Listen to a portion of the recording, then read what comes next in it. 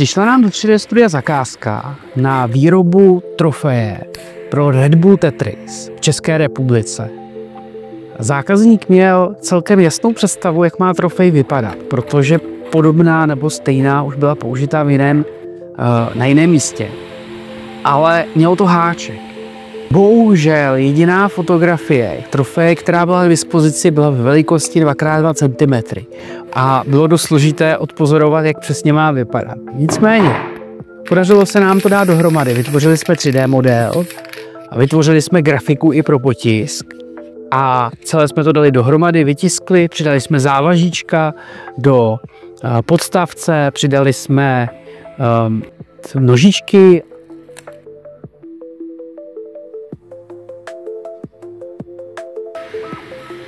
Vzali jsme zlatý filament a celé jsme to zkompletovali a ještě nalakovali. Vypadá to ve výsledku super, zákazník je spokojený a doufáme, že bude spokojený i výherce.